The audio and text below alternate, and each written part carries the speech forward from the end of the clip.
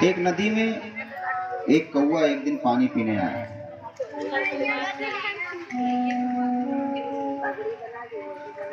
वो पानी पी रहा था अपनी चोंच से कि अचानक एक मरा हुआ हाथी वहां से बहता हुआ गुजरा। उस मरे हुए हाथी को जैसे ही देखा कौवे ने, उसके मुंह में पानी आ गया और कहते हैं सबसे पहले तो वो उड़ करके उस हाथी के ऊपर जा बैठा। पहले तो भरपेट भोजन किया और वो लाश धीरे धीरे धीरे धीरे नदी में बहती हुई जा रही है।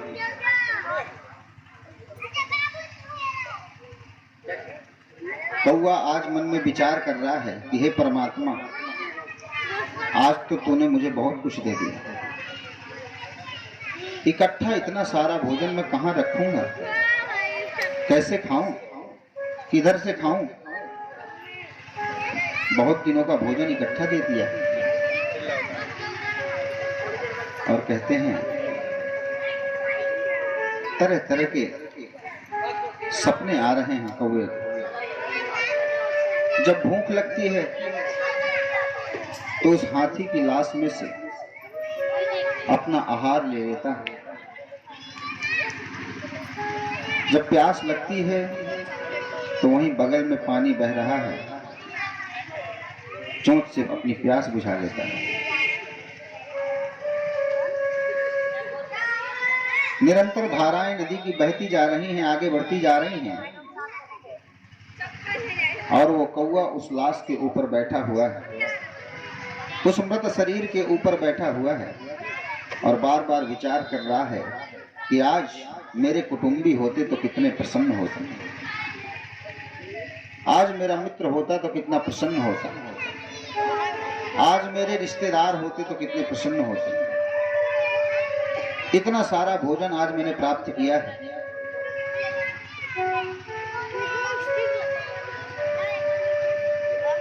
और नदी अपने वेग से बहती जा रही है, समय का तो उसे कुछ पता ही न चला और मन ही मन आनंदित होता जा रहा है कि हे परमात्मा, क्या दिया है तूने, तूने तो मेरे जीवन भर का मुझे दे दिया। इतना बड़ा हाथी, अब तो वो बेपरवाह हो गया, कोई मेहनत करनी नहीं। कहते हैं ना कि अपराध का जो मिला हुआ होता है, मुफ्त में जो मिला हुआ होता है, उसको व्यक्ति बड़े चाव से खाता है और वो जीवन भर नहीं चलता। ये ध्यान देना, जीवन भर तो कुछ चला ही नहीं, वो तो और जल्दी खत्म होता है। और कहते हैं वो कौवा उसमें चोंच मारता, भरपेट भोजन कर लेता, पानी पी लेता, फिर किनारे में चला जाता। नदी के किनारे किनारे उछलता है, कूदता है, वहां मिलते हुए जो पक्षी हैं उनसे कहता है, अरे मेरे जैसा जीवन किसका है, आनंद है जीवन का तो मेरे ही जीवन में है, तुम लोग तो मर रहे हो, देखो मुझे। उन्होंने कहा तुम तो बड़े हष्ट पुष्ट हो गए हो, आखिर बात क्या है? बोलिए सब किस्मत की बात है, सब किस्मत वालों को मिलता है भैया, अपने कर्म हैं ऐसे कि आज भोग रहे हैं।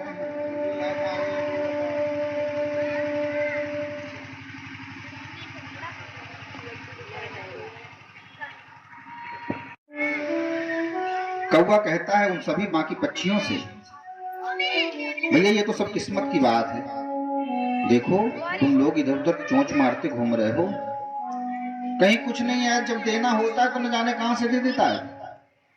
हाँ?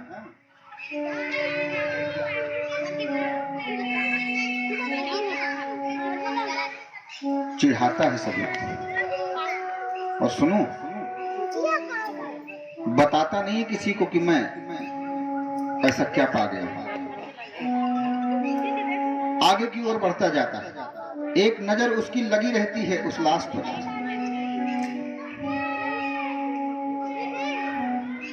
और कहते हैं वो लाश पानी में बहती जा रही है, बहती जा रही है, बहती जा... नदी की धारा कभी रुकती है क्या? निरंतर बहने वाली नदी और उसमें मृत शरीर पड़ा हुआ। आखिर कब तक? कहते हैं लगभग 6 महीने तक लगातार उस कौवे ने नोच नोच कर उस हाथी की लाश में से अपना आहार लिया। भूख लगती है तो ले लेता है आहार, प्यास लगती है तो पी लेता है पानी, और किल्लोल कर रहा है। कभी इधर उछलता है, कभी उधर उड़ता है, दूर निकल जाता है, फिर पास आता है। वक्त का जो पहिया है, समय का जो चक्र है, वो अपने हिसाब से घूम रहा है। वो नहीं देखता कौवे को कि कौवा क्या कर रहा है, वो नहीं देखता है हमें कि हम क्या कर रहे हैं। उसे तो घूमना है, बस घूमना है। इस सेकंड की सुई अपने हिसाब से चलती है, मिनट की अपने हिसाब से, घंटे की अपने हिसाब से। रोगे तो भी उसी हिसाब से चलेगी, हंसोगे तो भी उसी हिसाब से चलेगी।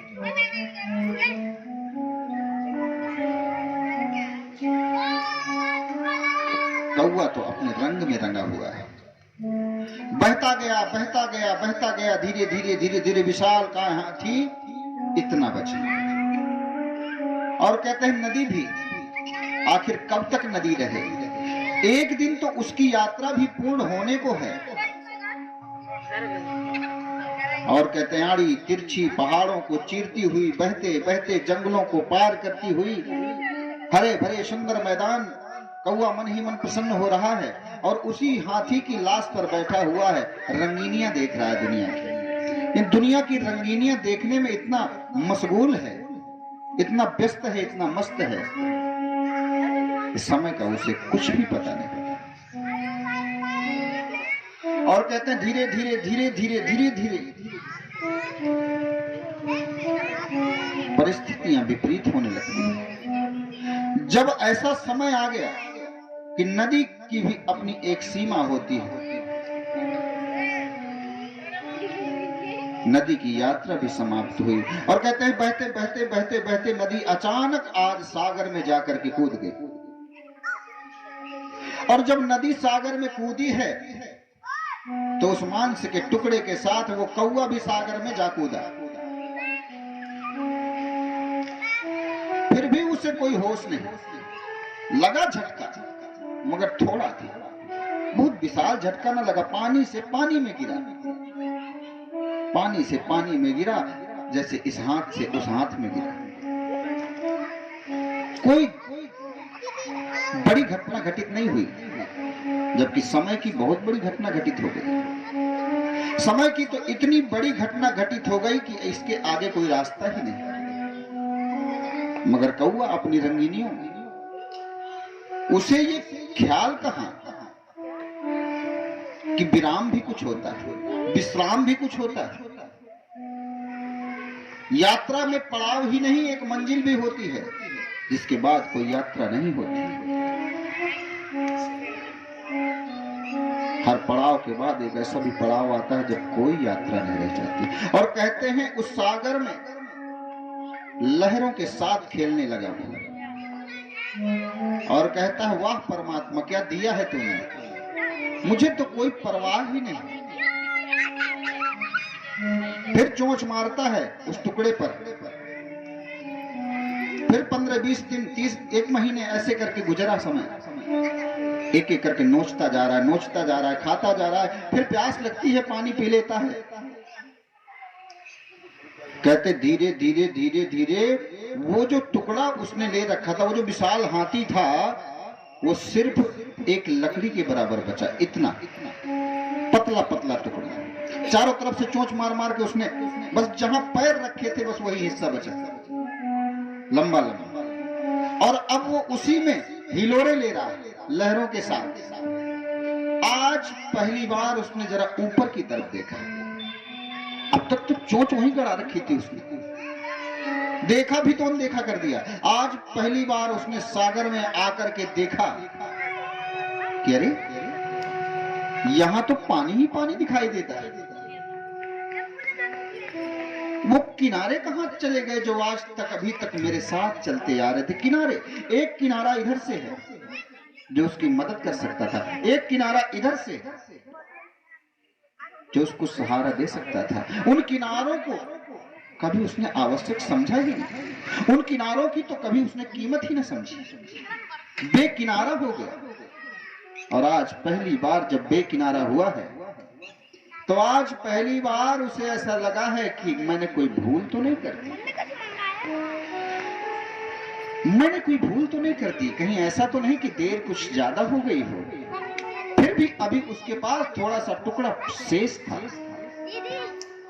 और कहते जब तक ये टुकड़ा है तब तक मुझे परवाह क्या है। वो फिर नोचता रहा, फिर नोचता रहा, खाता रहा और आखिर में इतना टुकड़ा बचा कि एक बार और खाता सो डूब जाता। बस इतना टुकड़ा बचा, एक बार और खा लेता भरपेट तो समुद्र में डूब जाता। और कहते हैं वो कौवा फिर सोच रहा है कि अगर मैंने इसको खा लिया, अब उसे ज्ञान प्राप्त हुआ। कहते हैं ना जब सर पे डंडा पड़ता है तो अच्छी छोटी खोपड़ी खुल जाती है। ज्ञान आज प्राप्त हुआ। वो सोच रहा है कि यदि मैं पहले जब मैं किनारों के साथ था, यदि मैं वहां सुधर जाता, वहां संभल जाता, उस पड़ाव में एक बार तो कम से कम एक बार गर्दन मोड़ करके मैं पीछे की तरफ देख लेता, एक बार देख लेता कि कहीं ये किनारे पीछे तो नहीं रह गए, एक बार मुड़ जाता। लेकिन मैं तो चलता रहा और आज देखो अब वो कहता है काश, हे परमात्मा काश कोई यहां आ जाए, मुझे बचा ले। भूख भी बड़ी तेज लगी है, नहीं खाऊंगा तो मर जाऊंगा, खाऊंगा तो मर जाऊंगा। पैदा हो गई वो स्थिति जहां कोई रास्ता नहीं दिखाई देता। हम और आप ऐसे रास्तों में, ऐसी स्थिति में जाकर के फिर बहुत पछताते हैं, फिर बड़े दुखी होते हैं और फिर काल ही कर्म ही ईश्वर ही मिथ्या दोष लगाते, फिर परमात्मा को दोष लगाते, फिर हम समय को दोष लगाते, फिर भाग्य, फिर कहते अपना तो समय ही खराब है जी, क्या करें। समय अच्छा और बुरा नहीं होता, अच्छे और बुरे हम होते हैं, हमारे कर्म अच्छे बुरे होते हैं।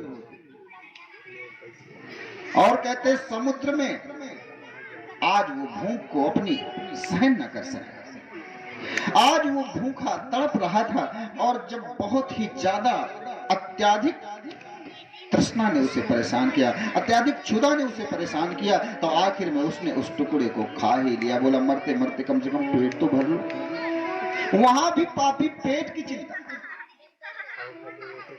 और कहते हैं उसने जैसे ही टुकड़ा खाया लहरों में ही समा गया, हो गई खत्म जिंदगी,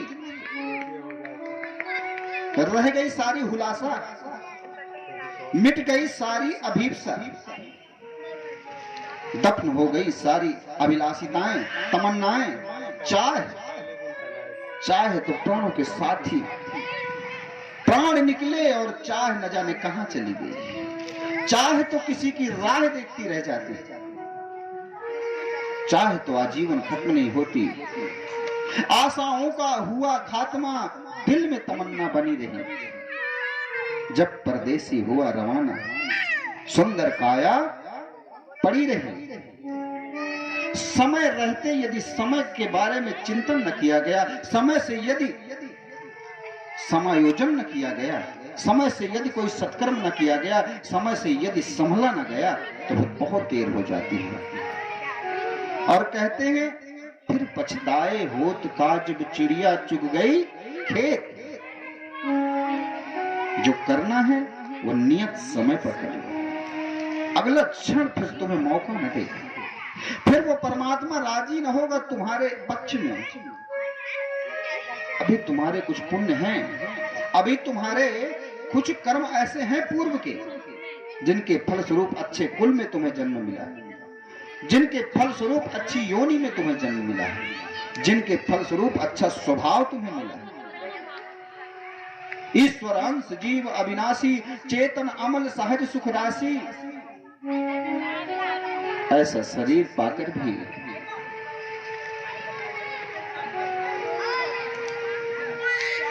बचपन आता है, तरह तरह की हरकतें व्यक्ति करता है, बाल लीला, किशोर होता है, अंकुरित होता है ऊर्जा का बीज, बड़ी सघन ऊर्जा होती है उस समय, क्रीड़ा में समय देता है, बड़ी से बड़ी छलांगे मार जाता है बातों ही बातों में, फिर किशोर होता है, फिर काम वासना शरीर में आती है, इसके बाद व्यक्ति आकृष्ट हो जाता है इस दुनिया में, जबकि उसी समय उसे संभलने की आवश्यकता थी। अगर थोड़ा सा संभल जाए तो ये जीवन सफल हो जाए, बस थोड़ा सा संभल जाए। और कहते हैं अधोगति को प्राप्त हो जाता है, अधोगति। हाँ, फिर क्या है, फिर जवान हो गए, गधे की जिंदगी हो गई, शादी विवाह हो गए, फिर इसके बाद गृहस्थी की चिंता, काम की चिंता, व्यवसाय की चिंता, फिर बच्चों की चिंता, फिर आस पास पड़ोस की चिंता, दिन की चिंता, रात की चिंता, सुबह की चिंता, शाम की चिंता, इतनी चिंता कि चिता की यात्रा फटाफट होने लगती है। और उस यात्रा में भी तुम अवसर ढूंढते हो, कोई अवसर नहीं, जो भी आता जा रहा बस उसे स्वीकार करते जाओ अहोभाव से। कभी तड़पते हो, कभी पछताते हो, कभी परेशान होते हो, रो रो के भी उस पार चले जाओगे तो क्या करोगे, हंस हंस के चले जाओगे तो परमात्मा भी उन्हीं को स्वीकारता है जो मुस्कुराते हुए उस यात्रा में जाते हैं। जाना तो सभी को, सभी जाएंगे, आया है सो जाएगा, राजा रंक फकीर, कोई सिंहासन चढ़ चला, कोई बंधा जंजीर। जाओगे या तो अपनी इच्छा से जाओगे, नाचते कूदते जाओगे, या तो जंजीरों में जकड़े जाओगे, घसीटते हुए लिए जाओगे। जाना तो पड़ेगा। और जहां जाना अवश्यंभावी है, तो ये जो अवसर हमें मिला है तो कम से कम रिजर्वेशन करवा लो कि वो जिसमें लकड़ी गट्ठर सामान भरा रहता है उसमें बैठ करके जाओगे, आधे घुसे रहोगे, आधे हवा खाते हुए जाओगे। ऐसे नहीं करना है, पक्का रिजर्वेशन करवा लो। हाँ, एसी में न सही, स्लीपर में करवा लो। बोले वृंदावन बिहारी लाल की जय हो। जीवन के मूल्यों को समझें। वक्त हाथ से गया तो फिर कुछ मिलता नहीं है, सिर्फ पछतावा मिलता है। समय पर सब कुछ करो, बच्चों को नई ऊर्जा दो कि ताकि उनके अंदर जो ऊर्जा निरंतर बढ़ती जा रही है उसको एक सही गति मिल सके।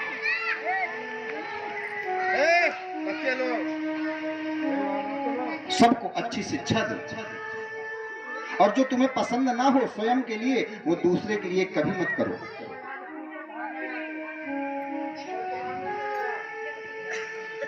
बोले भक्तवत्सल भगवान की।